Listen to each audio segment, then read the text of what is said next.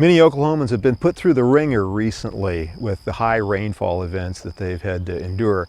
This has been a real test for many ponds of their overflow capacity, and you really find out what is going on with your pond. Was it designed the right way? Was it constructed the right way? And was it maintained the right way for those spillway structures to do their job? We never want to see a pond with the water going over the top of the dam. You're almost assured of losing the pond when that happens, so we really depend on those overflows.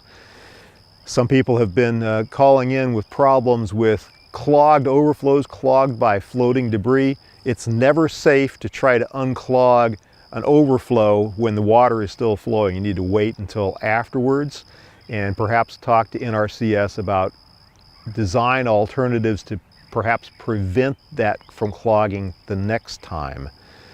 But the auxiliary spillways are another important thing to look at after the flood. Those flat channels that are usually off to the side of the main dam where the water is flowing overland.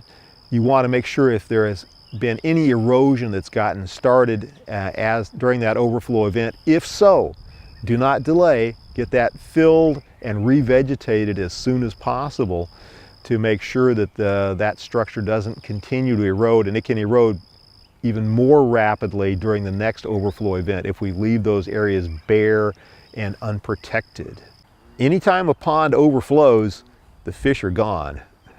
If you have a pond that's in a floodplain and it floods, and unfortunately many people do have that situation, pretty much you need to reassess what, if anything, you have left in that pond by fishing it to try to determine. You may have lost most of your fish. You may have gotten some new fish that you may not like to have in your pond. So do a fishing assessment of the pond after the flood.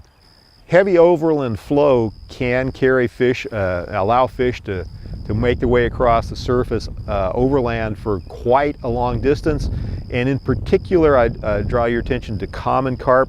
They are notorious for swimming not just downslope during overland flow events, but they can swim upstream and across spillways. They are very good at getting into ponds from lower elevations, but of course we're also concerned about whatever might be washing in from ponds above you that would be undesirable.